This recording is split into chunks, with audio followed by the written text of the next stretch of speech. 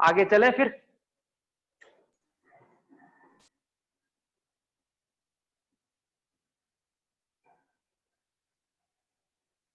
जी sir. हट रत्नावली, हट प्रदीपिका, हट रत्नावली, बहुत विशेष अंतर नहीं है, थोड़ा सा डिफरेंस है, बिल्कुल थोड़ा सा। जिसका वर्णन हट प्रदीपिका में नहीं है, उनमें से कुछ विशेष तत्वों का वर्णन श्रीनिवास योगी ने हट रत्नावली में किया है। ठीक है, हट रत्नावली में किया है, बहुत अंतर नहीं है। जो जो डिफरेंस है वो पढ़ेंगे, बाकी व्याख्याएं जो भी इसमें वर्णित है वो नहीं पढ़ेंगे। तो हट रत्नावली योगी श्रीनिवास इनके रचिता है, योगी श्रीनिवास। ठीक है, कुल 400 श्लोक है इसमें और 409 श्लोक थे हट प्रदीपिका में, इसमें 400 श्लोक है। और हट प्रदीपिका के पश्चात लिखते हैं, क्योंकि बार बार ये अपने जो भी रचना कर लिखते हैं उसमें, चाहे षटकर्म की हो चाहे किसी की या कुंभक की, ये प्रत्येक में स्वात्मा राम जी से तुलना करते हैं, ये कभी हट प्रदीपिका से तुलना करते हैं, उसमें लिखते हैं साफ साफ। इसलिए सिद्ध होता है कि ये हट रत्नावली हट प्रदीपिका के बाद की रचना है। और ये ज्योतिषी सरवर के पुत्र है, इन्होंने बताया है कि ये कौन है, तो ये ज्योतिषी सरवर के पुत्र है, सरवर के पुत्र हैं। ठीक है, कुल 4 चैप्टर है इसमें भी, ये भी चतुरंग योग ही है, चतुरंग योग, अर्थात 4 उपदेश हैं। हालांकि अष्टांग योग में यम नियम का वर्णन है थोड़ा सा, ठीक है, पर मूलतः चतुरंग योग ही है। तो इसमें भी 4 उपदेश ही है हट प्रदीपिका की तरह मूल। ठीक है, इसमें महायोग से ही शुरू किया गया है, इसमें महायोग से ही शुरू किया गया है। जो महायोग योग बीज में अंत में आता है, इसमें शुरू में ही महायोग बारे में बोलते हैं। चित्तवृत्ति निरोध वस्तु महायोग प्रकृति था, अर्थात चित्तवृत्तियों के निरोध महायोग कहते हैं। महायोग किसको कहते हैं? चित्तवृत्तियों के निरोध को, चित्तवृत्तियों के निरोध को महायोग कहते हैं। जो 4 प्रकार का है, जो 4 प्रकार का है, तो इसका मंत्र योग, लय योग, हट राज योग, हट योग, इसका प्रकार इस प्रकार है। मंत्र इसमें भी पहले है, ठीक है, लेकिन दूसरा लय हो जाएगा, उसमें हट था। तीसरा इसमें लय था लेकिन इसमें राज आ जाता है, और चौथा हट योग। इस प्रकार ये 4 प्रकार के महायोग, 4 प्रकार का, ठीक है, मंत्र लय राज हट, मंत्र लय राज हट योग, ये चारों महायोग कहलाते हैं। चित्तवृत्तियों के निरोध को महायोग कहते हैं, और ये 4 प्रकार का होता है। अब मंत्र योग बोलते हैं विभिन्न अंगों के लिए, विभिन्न कार्यों के लिए, विभिन्न अंगों के लिए या कार्यों के लिए मंत्र निर्धारित कर विद्वान पुरुष मंत्रों का जप करते हैं। विद्वान पुरुष क्या करते हैं? मंत्रों का जप, जिसमें सिद्धियां प्राप्त होती है, जिसमें क्या मंत्र जप से सिद्धि प्राप्त होती है, इसे ही मंत्र योग कहते हैं, इसे ही मंत्र योग। तो मंत्र जप के द्वारा, मंत्र जप के द्वारा सिद्धि प्राप्त करना मंत्र योग कहलाता है। सिद्धि प्राप्त करने कोई या अथवा बोल रहे मन और प्राण को मिलाना है, मन और प्राण को मिलाना ही मंत्र योग है। 2 परिभाषा मंत्र योग की देते हैं, क्या? मंत्र जप के द्वारा सिद्धि प्राप्त करना मंत्र योग है, और मन प्राण को मिलाना ही मंत्र योग है। इस प्रकार मंत्र योग का वर्णन इसमें मिलता है। अब लय योग, अब लय योग का वर्णन। लय योग के बारे में बोलते हैं भ्रू मध्य आज्ञा चक्र पर दृष्टि एकाग्र करें और सिर को पीछे की ओर ले जाएं, सिर को पीछे की ओर ले जाएं, एवं मृत्युंजय पर ध्यान करें और मृत्युंजय पर ध्यान करें। ये संकेत विधि है, इस विधि का नाम दिया है संकेत विधि। ठीक है, तो दृष्टि इन्होंने भ्रूमध्य पर कहा है, भ्रूमध्य पर दृष्टि, ठीक है, सिर को पीछे की ओर ले जाएं, सिर को पीछे की ओर ले जाएं, सिर को पीछे की ओर ले जाएं और मृत्युंजय पर ध्यान करें। मृत्युंजय भगवान शिव को भी कहते हैं, तो मृत्युंजय पर ध्यान करें। ठीक है, तो संकेतों द्वारा लय की प्राप्ति होती है, संकेतों द्वारा, कुछ संकेत बोलते हैं, संकेत के द्वारा लय की प्राप्ति होती है, लय योग की प्राप्ति होती है। तो सिर को पीछे करके मृत्युंजय का ध्यान करने को इन्होंने लव योग कहता है। फिर बोलते हैं आदिनाथ शिव ने 1.25 करोड़ विधियों का, लय की 1.25 करोड़ विधियों का वर्णन किया है। कितनी? 1.25 करोड़, जो हट प्रदीपिका में भी है, जिनमें नादानुसंधान सबसे प्रभावशाली है। हट प्रदीपिका में बोला गया, वही सेम बात बोल रहे हैं। लय योग से इंद्रियों विषयों से विमुक्त हो जाती है, तब वासनाओं की स्मृतियां मिट जाती है। तो इंद्रियां विषयों से विमुक्त हो जाती है और वासनाएं मिट जाती है। तो विषय वासनाएं मिट रही है, ये लय योग का इन्होंने लाभ बताया है। ठीक है, और क्या है बाकी हट प्रदीप ऊपर इतना ही बताया कि भूमध्य में दृष्टि करके सिर को पीछे की ओर ले जाए और ध्यान मृत्युंजय पर स्थापित करे, यही लय योग है। इस प्रकार इनका लय योग पूर्ण हुआ। अब राजयोग, तो ये बोलते हैं समाधि की अवस्था ही राजयोग है, समाधि की अवस्था ही राजयोग है। ठीक है, हठ योग का अभ्यास राजयोग की प्राप्ति के लिए ही करते हैं, सेम उद्देश्य। अब बोल रहे हैं फिर आगे, अपान को नियंत्रित कर प्राण सुषुम्ना में प्रवेश कराकर ब्रह्म रंध्र में पहुंचता है तो राजयोग की प्राप्ति होती है। तो राजयोग की प्राप्ति कब होती है? जब प्राण सुषुम्ना में प्रवाहित हो जाता है। प्राण किसमें? सुषुम्ना में प्रवाहित हो जाता है। हठ प्रदीपिका का जब तक प्राण सुषुम्ना में प्रवाहित ना हो तब तक हठ योग करना चाहिए, और ये अवस्था होते ही राजयोग हो जाती है, राजयोग हो जाती है। अब हठ योग की परिभाषा का वर्णन है। हठ योग के बारे में वही परिभाषा सेम, हकारेण उच्यते सूर्य ठकार चंद्र संज्ञकः चंद्र सूर्य समभूते हटश्च परमार्थतः। हकार का अर्थ सूर्य है, ठकार का अर्थ चंद्र है। सूर्य और चंद्र का संयोग ही हठ योग होता है।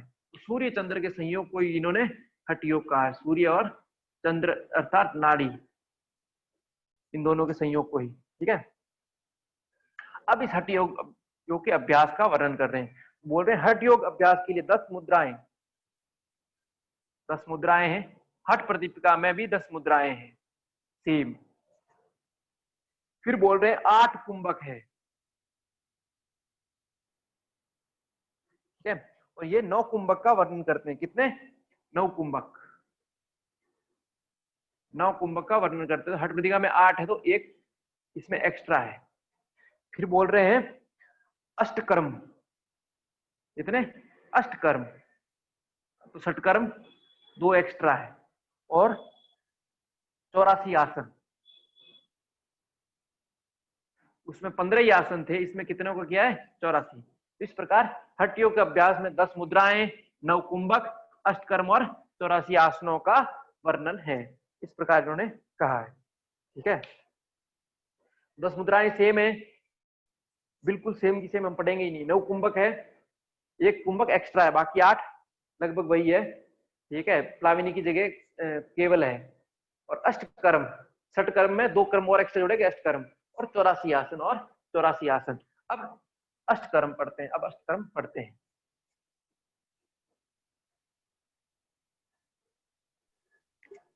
सर कुंभक में एक केवली और जुड़ा है क्या? केवली है इसमें, और बाकी जो 8 थे हठ प्रदीपिका के वो सेम है? हाँ नहीं, एक और एक्स्ट्रा है, भुजंगीकरण। बाकी तो 7 सेम ही है, वो भिन्न है शायद।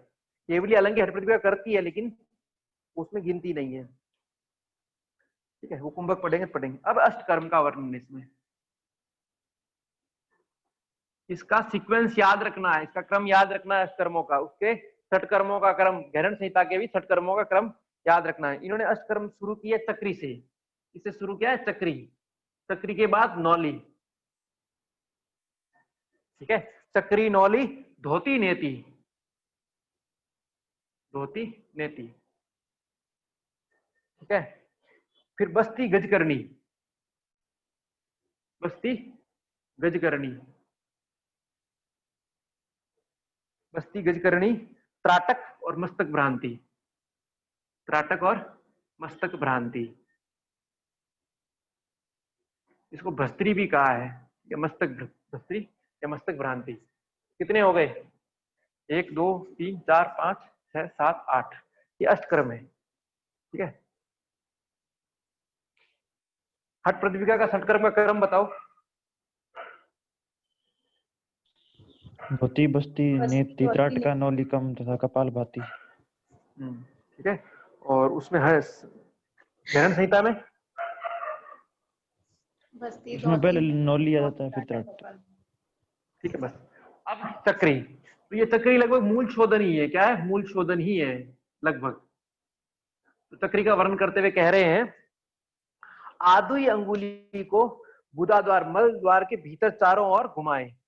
मध्यम आदि अंगुली को मल द्वार एनएस के चारों ओर घुमाएं, ठीक है, जिससे गुदा का विकास और मल शिथिल होता है। जिससे गुदा का विकास होता है, मल शिथिल होता है। शिथिल होता है तो बाहर आरसन से आ जाता है। ठीक है, अब इसका लाभ बता रहे हैं।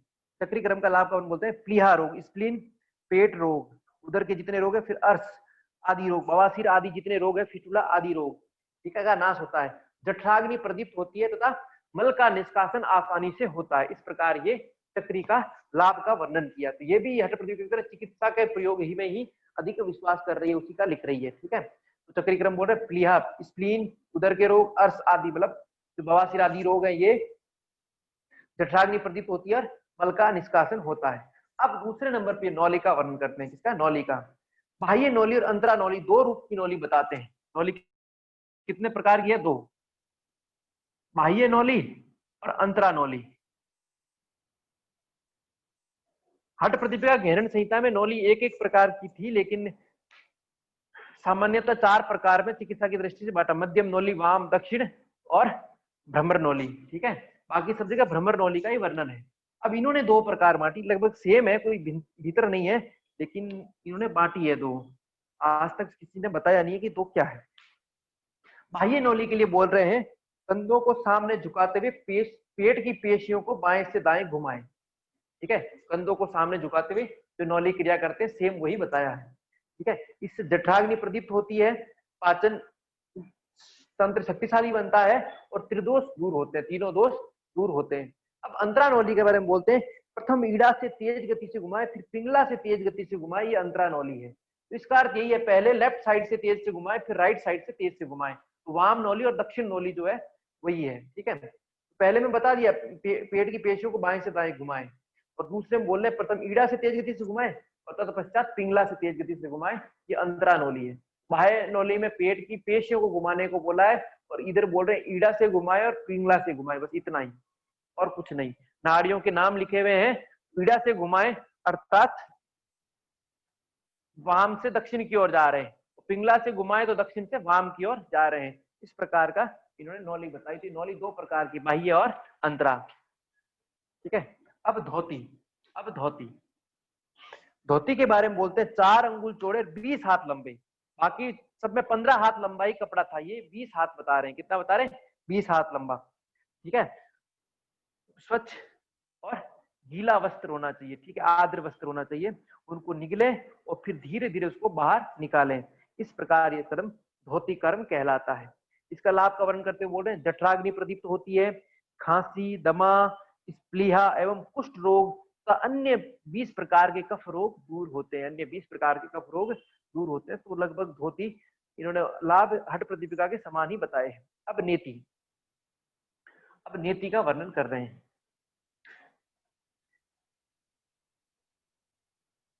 नेति का वर्णन करते हुए कह रहे हैं, 6 वितस्ता लंबा।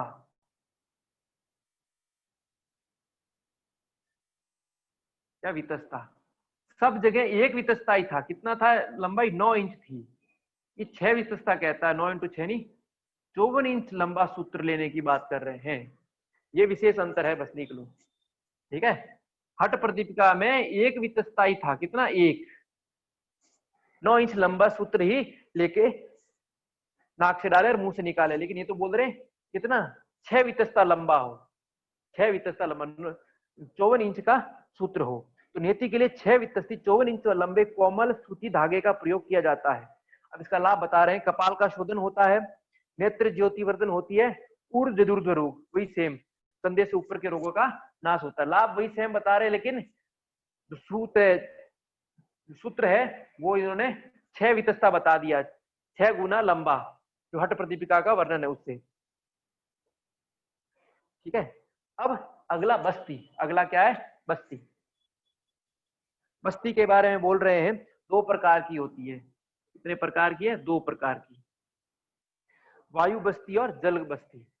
वहां शुष्क बस्ती था, यहाँ इन्होंने वायु बस्ती बोला है। ठीक है, और क्या बोल रहे हैं, चक्री कर्म के अभ्यास के पश्चात ही बस्ती का अभ्यास करें। ये और महत्वपूर्ण बात, पहले चक्री कर्म करें, चक्री के पश्चात ही बस्ती का अभ्यास करें। तो ये स्मरण रखने की बात है। बस्ती के अभ्यास के पश्चात 3 घंटे 72 मिनट तक कुछ नहीं खाना चाहिए।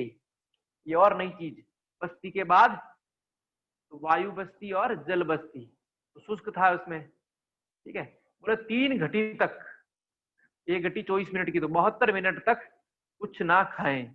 ये बता रहे हैं 72 मिनट तक कुछ ना खाएं। अब ला, वही जो हठ प्रदीपिका में वर्णन है बस्ती वही सेम है, शुष्क बस्ती और जल बस्ती। तो बोल रहे हैं गुल्म रोग, प्लिया, पेट के रोग तथा वात पित्त कफ से उत्पन्न रोग ठीक हो जाते हैं।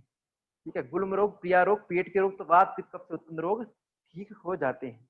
इस प्रकार बस्ती पूरी। अब गजकरणी का वर्णन है, अब गजकरणी का वर्णन है। तो बोल रहे हैं अपान वायु को ऊपर उठाकर वमन क्रिया द्वारा पेट के द्रव्यों को बाहर निकाल देने की क्रिया गजकरणी कहलाती है। क्या बोला, अपान स्वतः बाहर निकालना। तो अपान वायु को ऊपर उठा के पेट से जितने द्रव्य है उनको वमन के द्वारा बाहर निकालने को इनको गजकरणी कहा है। गजकरणी के लिए किस प्रकार के जल का सेवन करें, उसके लिए बोल रहे हैं नारियल जल, नारियल जल, नारिकेल जल। ठीक है, तत्पश्चात गुड़ युक्त जल, गुड़ युक्त जल या तिल युक्त जल, तिल युक्त जल का गले तक सेवन करें। क्या करें, गले तक, और पेड़ से गले तक शरीर को शुद्ध कर लें। ठीक है, तथा वस्ती मार्ग से वायु को बाहर निकाल देवे, इसे गुरु गजकरणी कहते हैं। इसे गुरु गजकरणी, गुरु गजनी, सामान्य गजकरणी तो क्या बोला, उदरस द्रव्यों को वमन के द्वारा बाहर निकाल देना। इन द्रव्यों को नारियल जल, गुड़ युक्त जल और तिल युक्त जल, इन तीनों में से कोई जल को गले तक भर ले और उसको क्या करें, शरीर को स्वच्छ कर लें, और वस्ती मार्ग से वायु को बाहर निकाल लें। वस्ती मार्ग से क्या बोल रहे हैं, वायु को बाहर निकाल लें। इसे इन्होंने गुरु गजकरणी कहा है, इसे इन्होंने गुरु गजकरणी कहा है। वस्ती मार्ग कौन सी है सर? बस्ती मार्ग कौन सा होता है, गुदा मार्ग को बस्ती मार्ग, जहां से बस्ती लेते हैं एनिमा। ठीक है, तो ये इन्होंने गजकरणी और गुरु गजकरणी का वर्णन किया है। देखो इसमें याद रखना, चक्री के एक है, नौली 2 प्रकार की है, धोती 1 प्रकार की है, नेति 1 प्रकार की है, बस्ती 2 प्रकार की है, गजकरणी हालांकि एक ही है लेकिन गुरु गजकरणी भी कहा है। तो टोटल 8 है, 8 में से भी कितने हैं ये स्मरण रखना। ठीक है, अब त्राटक, आंसू गिरने तक सूक्ष्म वस्तु को एक तक देखें, बिना पलक झपकाए देखें, इसे त्राटक कहा जाता है। ठीक है, त्राटक के लाभ बता रहे, आंखों की शुद्धि, नेत्र रोगों से मुक्ति और तंद्रा को दूर करता है, और तंद्रा को दूर करता है। अब लास्ट है कपाल भस्त्री, कपाल भ्रांति, मस्तक भ्रांति या कपाल भस्त्री, 2 नाम इन्होंने दिए इसके। शुरू में मस्तक भ्रांति दिया और जब वर्णन कर रहे हैं तो उसका नाम कपाल भस्त्री कहा है। तो कपाल भस्त्री के लिए बोल रहे हैं लोहार की धोकनी के समान तेज गति से पूरक और रेचक करें, ये सभी रोगों को नष्ट करती है। कपाल सॉरी, लोहार की धोकनी के समान तेज गति से पूरक और रेचक करें। ठीक है, इसे इन्होंने कपाल भस्त्री या मस्तक, सभी रोगों को नष्ट करती है। क्या कहते हैं, सभी रोगों को नष्ट करती है। फिर बोलते हैं पूरक और रेचक करते हुए सिर को तेज गति से बाएं और दाएं घुमाएं, ये कपाल भस्त्री है। क्या बता रहे हैं, पूरक और रेचक करते हुए इस तरह बाएं से दाएं घुमाने को इन्होंने कहा है। ठीक है, तो पूरक और रेचक करते हुए सिर को तेज गति से बाएं और दाएं घुमाने को, मेरे हिसाब से जो जल नेति करने के बाद वो करते हैं उसी हिसाब से इन्होंने कहा होगा। फिर लाभ बता रहे हैं, कफ दोष, पित्त दोष और जल से उत्पन्न रोगों को मिटाता है। कफ दोष, पित्त दोष और जल, तो इसका मतलब जल जो पीछे रहता है, तो इसी कारण इन्होंने इसको कहा है यहाँ। और कपाल की शुद्धि करता है, ब्रह्म चक्र को शुद्ध करता है, ब्रह्म चक्र को शुद्ध करता है, ब्रह्मरंध्र को, ब्रह्म चक्र को शुद्ध करता है। इस प्रकार इसके इन्होंने लाभ बताए। ये अष्टकर्म अपने पूरे हुए, अष्टकर्म पूरे हुए। 2 3 5 6 7 9 10 अष्टकर्म में 10 षटकर्म है। ठीक है, अष्टकर्म में कुल 10 है। अब इस हठ सिद्धि के लक्षणों का वर्णन कर रहे हैं। हठ सिद्धि के लक्षण क्या है उनका वर्णन करते हुए कहते हैं शरीर में जो हठ प्रदीपिका में लगभग वही है, शरीर का पतलापन, मुख पर प्रसन्नता, नाक की उत्पत्ति, आंखों में तेज, रोगों का भाव, बिंदु पर जय, नाड़ी शुद्धि और जठराग्नि में वृद्धि हठ सिद्धि के लक्षण है। हठ सिद्धि के लक्षण है। अब सबसे महत्वपूर्ण बात जो बता रहे हैं वो इन अष्ट कर्मों से षट चक्रों की शुद्धि का वर्णन इसमें किया है।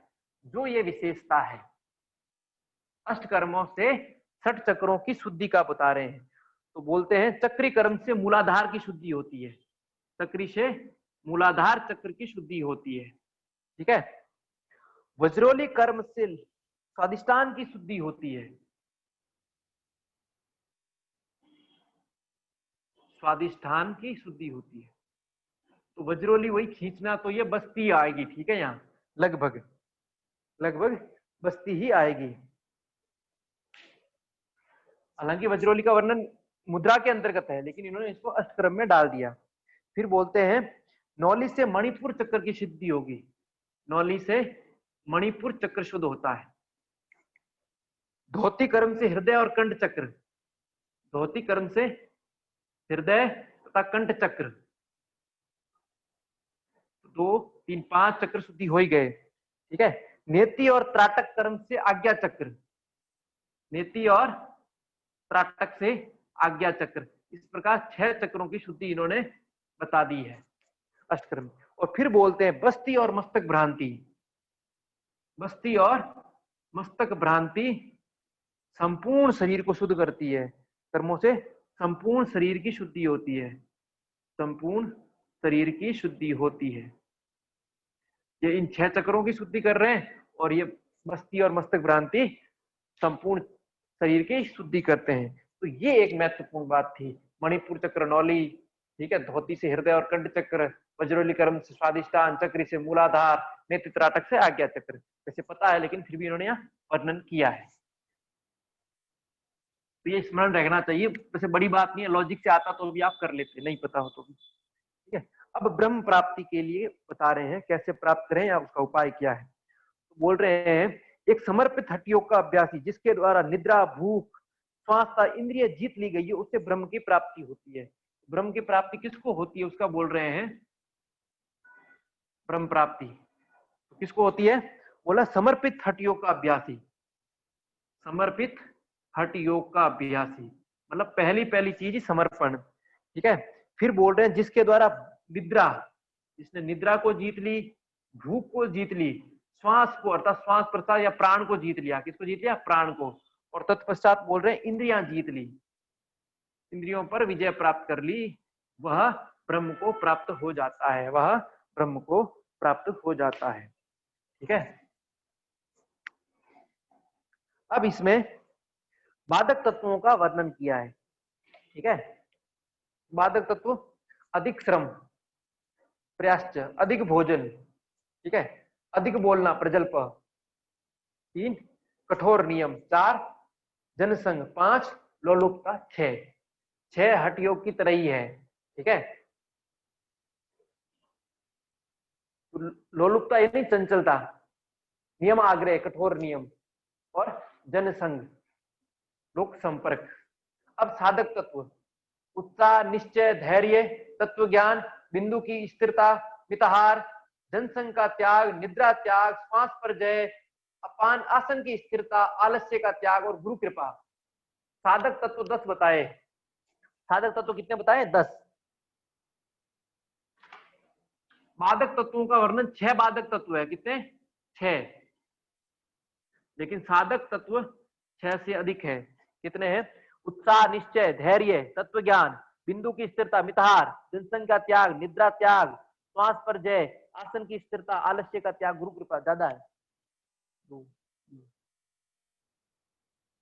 6 7 8 9 10 11 12। साधक तत्व कितने, 12, डबल।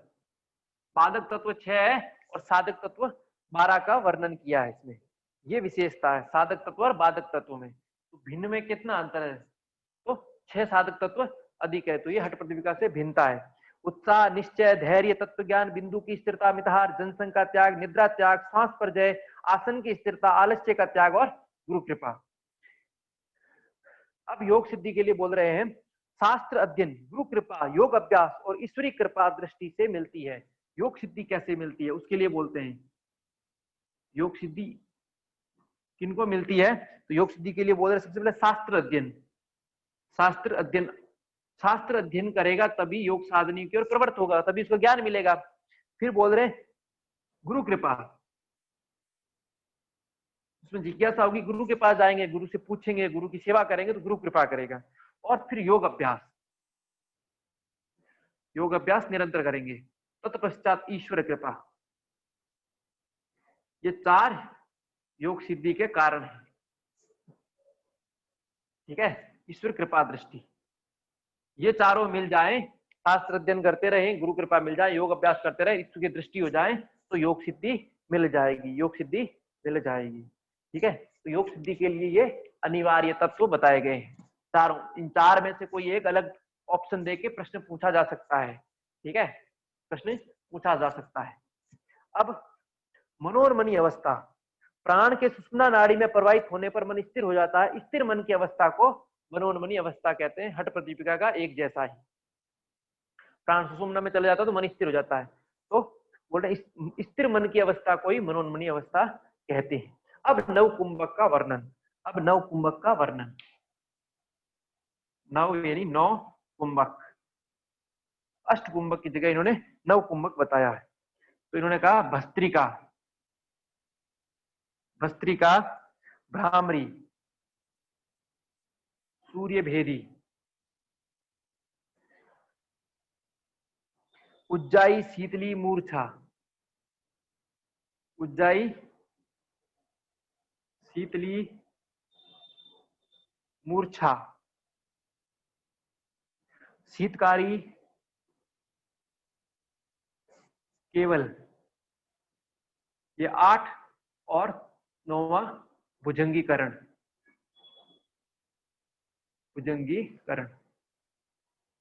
इस प्रकार ये 9 कुंभक, भस्त्रिका, भ्रामरी, सूर्य भेदन, उज्जाई, शीतली, मूर्छा, शीतकारी, केवल, तब भुजंगीकरण। थोड़ा क्रम भी इन्होंने चेंज किया है, बाकी सब हम पढ़ चुके हैं, हम पढ़ेंगे ही नहीं। ठीक है, 8 कुंभक नहीं पढ़ेंगे, केवल भुजंगीकरण नया है वही पढ़ेंगे।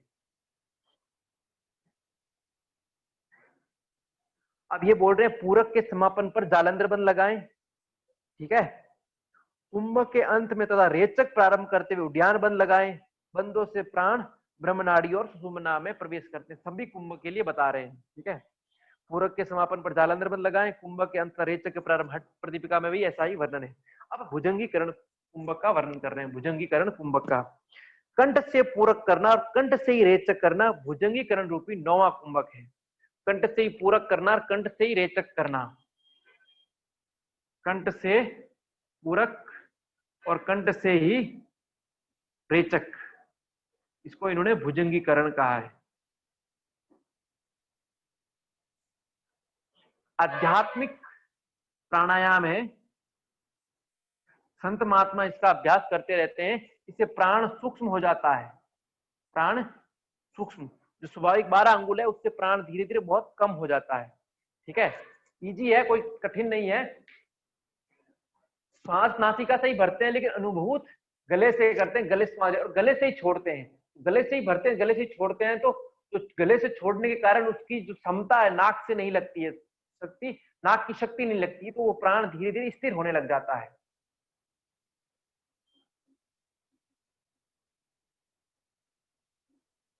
गले में आवाज आएगी जो केवल स्वयं को सुनाई देगी और किसी को सुनाई नहीं देगी।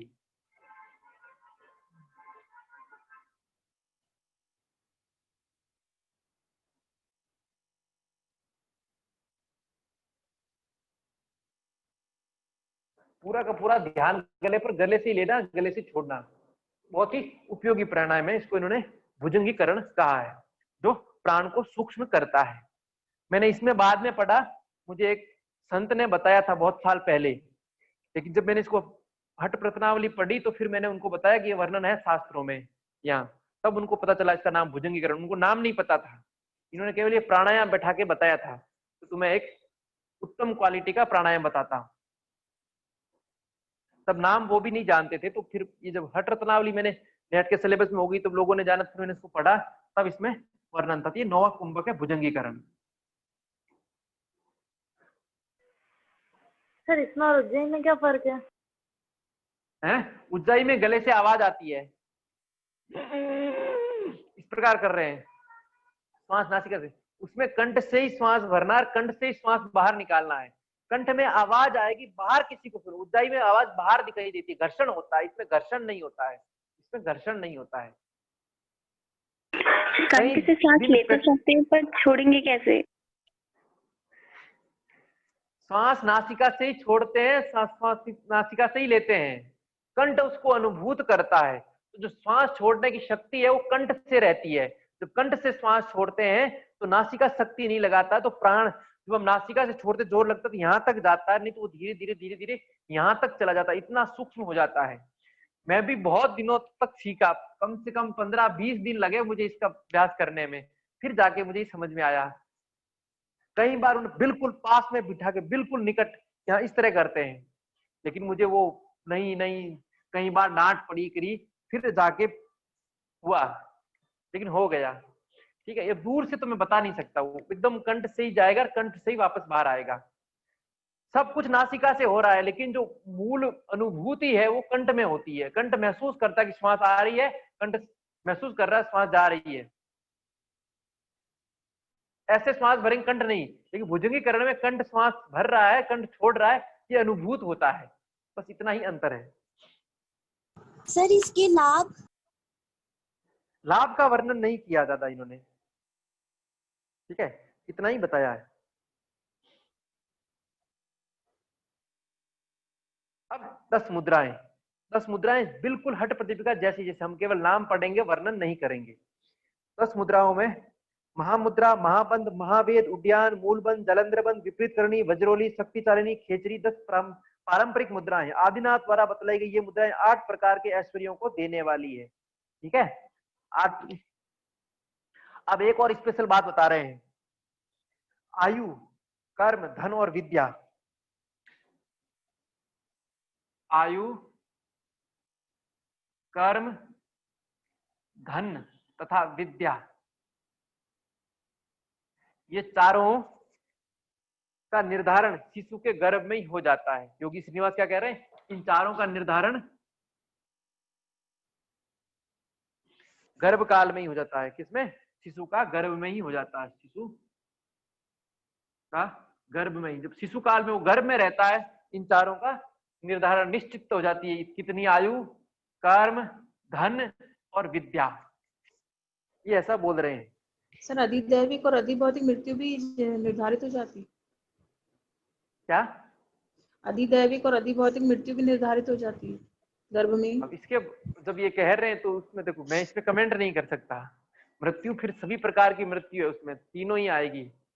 ठीक है, चाहे आदि भौतिक हो, चाहे आदि दैविक हो, चाहे कोई भी हो।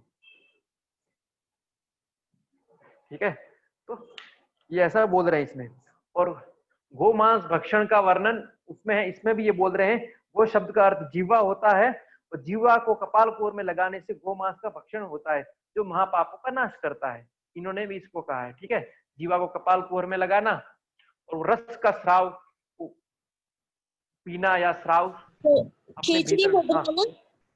हाँ, खेचरी वाला है भाई, वो शब्द का अर्थ जीवा इन्होंने बताया है। ठीक, जीवा का कपाल कोर में लगाने को गोमांस, कोई सोम श्राव को पीने को ही इन्होंने गोमांस भक्षण कहा है। हठ प्रतिविका में भी ऐसा ही कहा है। ठीक है, अब इन्होंने अष्टांग योग का वर्णन किया है।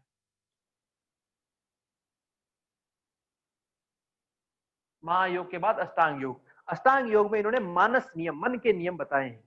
ठीक है, मानस नियमों का वर्णन करते हुए बोलते हैं, मन की प्रसन्नता, संतोष, मौन, इंद्रिय निग्रह, दया, दक्षिणा, आस्तिकता, सरलता, भद्रता, क्षमा, विचारों की शुद्धि, अहिंसा, ब्रह्मचर्य, स्मृत्य, धैर्य आदि मन के नियम है।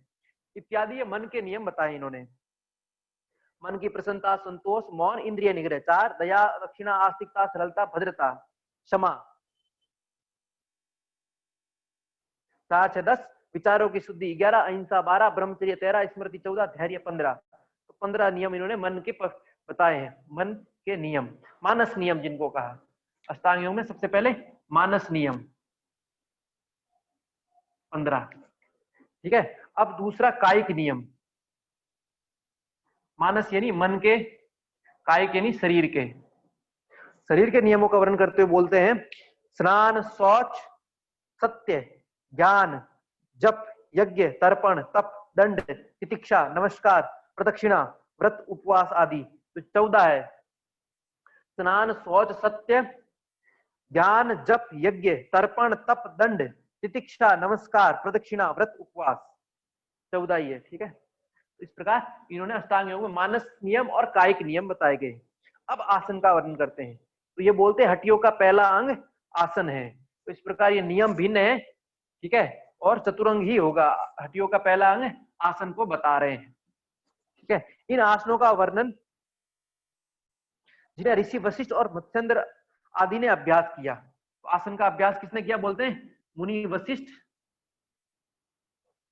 और मत्स्येंद्र आदि योगियों ने जिनका अभ्यास किया, ठीक है। उन आसनों का वर्णन शंभु बोल रहे भगवान आदिनाथ ने 84 आसनों का उपदेश किया। कितनों का बोलते हैं? 84 का। उन 84 में से 10 आसन महत्वपूर्ण है, उन 10 में से 4 महत्वपूर्ण है, वही जो हठ पृथ्वी के सेम यही, ठीक है। और चारों में से सिद्धासन सबसे महत्वपूर्ण है। हठ ग्रंथों के अनुसार, हठ पृथ्वी के अनुसार आसनों का राजा सिद्धासन है, ठीक है। आसनों का राजा क्या है? सिद्धासन है। तो 10 आसन में है स्वस्तिक आसन, गोमुख आसन, पद्मासन, वीरासन, सिद्धासन, मयूरासन, कुक्कुटासन, भद्रासन, सिंहासन और मुक्तासन। और इनमें से भी बोल रहे 4 आसन महत्वपूर्ण है, सिद्धासन, पद्मासन, सिंहासन और भद्रासन। सिद्धासन इनमें से सर्वश्रेष्ठ है, ठीक है। अब इसमें विभिन्न प्रकार के जो आसन है उनमें ये 4 प्रकार के पद्मासनों का वर्णन करते हैं। कितने प्रकार के? 4 प्रकार के पद्मासन। तो 4 प्रकार के पद्मासन कौन सा है? पहला बद्ध पद्मासन। क्या? बद्ध पद्मासन, बद्ध पद्मासन। दूसरा कर पद्मासन, कर पद्मासन, कर हाथ को कहते हैं, ठीक है, कर पद्मासन। तीसरा संपुटित, तीसरा संपुटिस, और चौथा शुद्ध पद्मासन, शुद्ध पद्मासन। संपुट यानी कोई सहयोग, सहारा, किसी का उपयोग करना, वो संपुटित। और चौथा शुद्ध पद्मासन। तो बद्ध पद्मासन, कर पद्मासन, संपुटित पद्मासन और शुद्ध पद्मासन, 4 प्रकार के। और 6 प्रकार के मयूरासन। तो 4 प्रकार के पद्मासन, 6 प्रकार के मयूरासन और 5 प्रकार के कुक्कुटासन।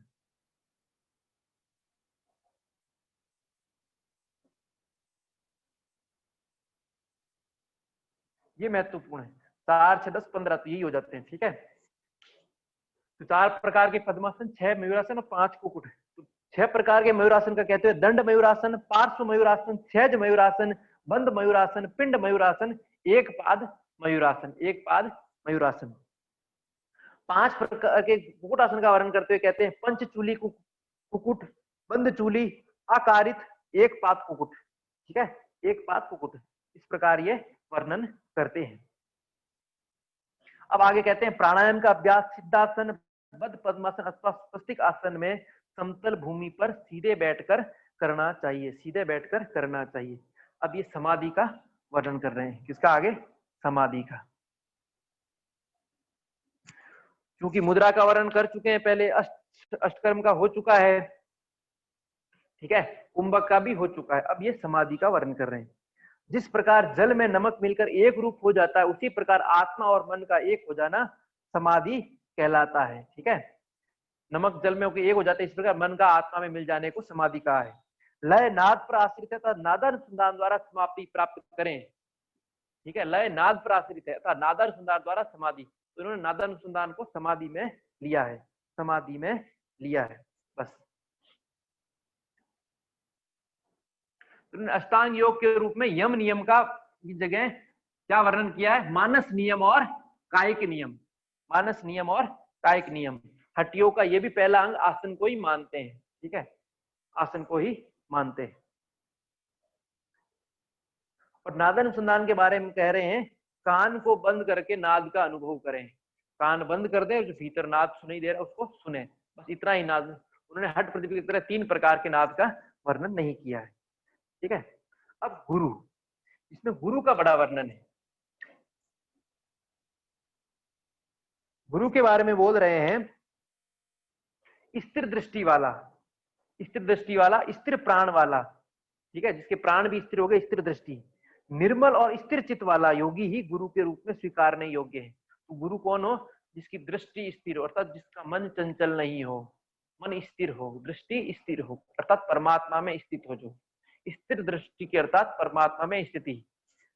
फिर बोल रहे हैं स्थिर वायु, मन प्राण की कोई चंचलता नहीं, चित्त की कोई चंचलता नहीं।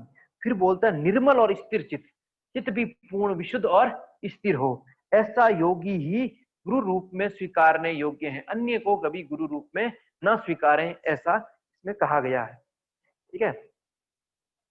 अब बोल रहे हैं तत्व, तत्व बीज है, तत्व यानी चित्त, क्या बोल रहे हैं? बीज है, ठीक है। और हट भूमि है, हट क्या है? भूमि, यानी हट योग भूमि है। तो हट प्रतिभा में भी लगभग इस तरह वर्णन आया है। और उदासीनता, वैराग्य जल है, वैराग्य को इन्होंने उदासीनता कहा है, उदासीनता जल है, जिनके कारण उन्मनी तथा शीघ्र फल देती है। इनके कारण उन्मनी लता, उन्मनी कल्प लता उसमें वर्णन था, ये शीघ्र फल देती है। हट योगी भूमि में चित्त रूपी बीज को वैराग्य जल रूप से खींचने पर उन्मनी लता शीघ्र ही फल देती है, शीघ्र ही फल देती है। अब बोलते हैं एक बीज से ही सृष्टि बनी है, सृष्टि एक बीज से ही, एक बीज से ही सृष्टि बनी है, ठीक है। और एक ही मुद्रा है खेचरी, खेचरी को श्रेष्ठ मुद्रा बता रहे हैं, एक ही देव है निरालम, सेम हट प्रतिपिका वाले सेम बता रहे हैं, ठीक है। और एक ही अवस्था है मनोन्मनी, तो कुछ भिन्न नहीं है, हट प्रतिपिका का ही चीज है, जो भिन्न भिन्न सब चीजें थी वो बता दी गई। अब शरीर का माप हट प्रतिपिका में नहीं था, घेरन में था, तो 96 अंगुल का माप होता है। शरीर में दोनों और मेरुदंड में अस्थियों की संख्या 32 बता रहे हैं। कितनी बता रहे हैं? मेरुदंड में दोनों और अस्थियों की संख्या, तो मेरुदंड में अस्थियों की संख्या हट रत्नावली के अनुसार,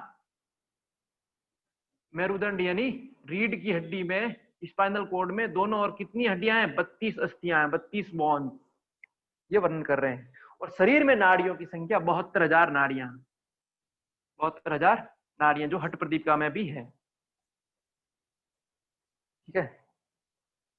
नाड़ी चक्र एक नाम दिया इन्होंने नया, नाड़ी चक्र, जो मूलाधार में स्थित है, ठीक है। तो मूलाधार में स्थित चक्र, तो मूलाधार चक्र को ही शायद इन्होंने नाड़ी चक्र कहा है। क्या कहा है? नाड़ी चक्र। 14 प्रमुख नाड़ियों का वर्णन किया है, जो हठयोग ग्रंथों में मिलता है। हट प्रतिपिका घेरन संहिता में नाड़ियों इन 14 का नहीं मिलता है, लेकिन बाकी शिव संहिता, इसमें हट रत्नावली में, सिद्धांत में, इन सब में मिलता है। 14 प्रमुख नाड़ियां स्मरण रहनी चाहिए। तो सुमना, पिंगला, सरस्वती, उहु, यशस्विनी, वारुणी, गांधारी, संकिनी, पूसा, विश्वोदरी, जिह्वा, अलंबुसा, हंसिनी और ईड़ा नाड़ी, और ईड़ा नाड़ी। इन्होंने ईड़ा नाड़ी को बाई नाड़ी बोला है, और बोला है तामस प्रकृति की है। क्या बताया? तामस प्रकृति की। पिंगला नाड़ी को दाई नाड़ी बताया है, और इसको राजसिक नाड़ी बताया। क्या है? नास्तिक नाड़ी। तामस प्रकृति अर्थात स्थिरता देने वाली, स्थिरता देने वाली तामस नाड़ी, और रजस शक्ति देने वाली सूर्य नाड़ी। तो जिसको सूर्य नाड़ी चलती है वो अधिक क्रियाशील होता है, जिसकी चंद्र नाड़ी होती है वो कम क्रियाशील होता है। तो इन्होंने तामस और राजस प्रकृति बताई। कैवल्य कब प्रकट होता है? तो बोले मन के ब्रह्म में लीन होने पर ही कैवल्य प्रकट होता है, ठीक है। अब ये फिलोसॉफी की थोड़ी बातें कर रहे हैं। क्या बातें कर रहे हैं दर्शन की? कि सांख्य के अनुसार तत्वों की संख्या बता रहे हैं। सांख्य के अनुसार तत्वों की संख्या बोल रहे हैं 24 है, ठीक है। फिर बोल रहे पुराणों के अनुसार तत्वों की संख्या 30 है, ठीक है। और शैव आगम के अनुसार बोल रहे हैं शैव तंत्रों के हिसाब से, ठीक है। तत्वों की संख्या बोल रहे 36 है। कितनी है? 36 है, जिनमें बिंदु नाद ये तत्व है। क्या है? बिंदु, नाद, शिव शक्ति, सांबवी आदि तत्व शामिल है, आदि तत्व सम्मिलित है। 24 तो वो है ही है, ठीक है। प्रकृति से लेके महतत्व, अहंकार और अहंकार से पीछे ज्ञानेन्द्रियां, कर्मेंद्रिया, मन और पंच तन्मात्राएं और पंच महाभूत। तत्पश्चात बोल रहे हैं 36 में बिंदु भी है, नाद भी है, शिव भी है, शक्ति भी है, शाम भी, आदि तत्व 36 तत्वों में आते हैं, ठीक है। अब प्रकृति के लिए कुछ बोल रहे हैं। प्रकृति के लिए बोलते हुए कहते हैं माया प्रधान, ठीक है, अव्यक्त, अविद्या, अज्ञान,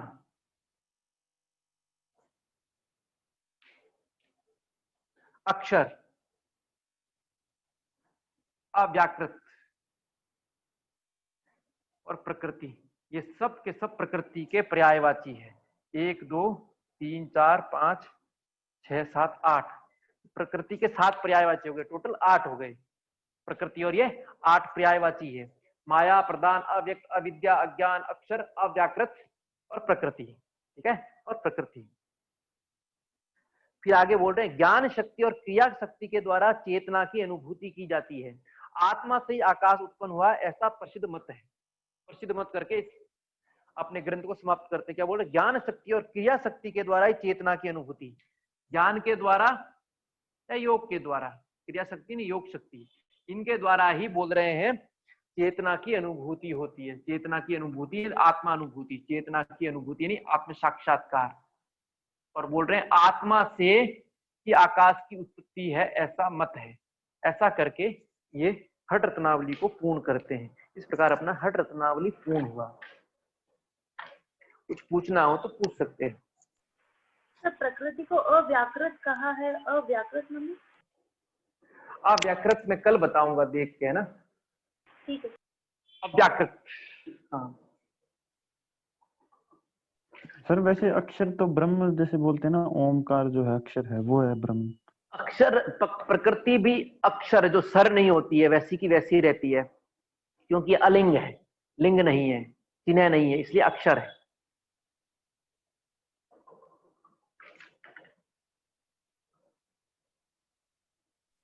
शय तो होता है ना सर इसका, वैसे किसका? प्रकृति का, जो आत्म साक्षात्कार जो प्रकृति लेते हैं। महत्त्व में आती है, ठीक है, जो प्रकृति जिसमें सत रज तम साम्य अवस्था में रहते हैं उसका कभी क्षरण नहीं होता, वो हमेशा अक्षर होती है। पर जो कर लेता है मतलब जो उनसे ऊपर त्रिगुणा, फिर वो प्रकृति है ही नहीं, फिर वो विकृति है ना, फिर वो प्रकृति है ही नहीं।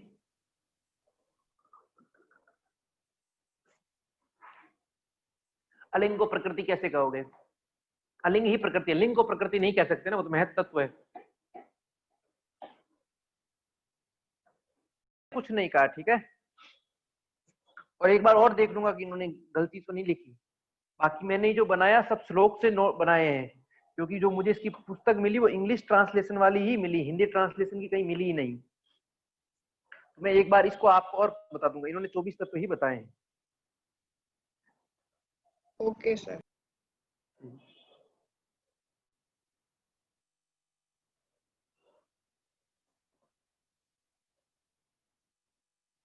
और आगे चले।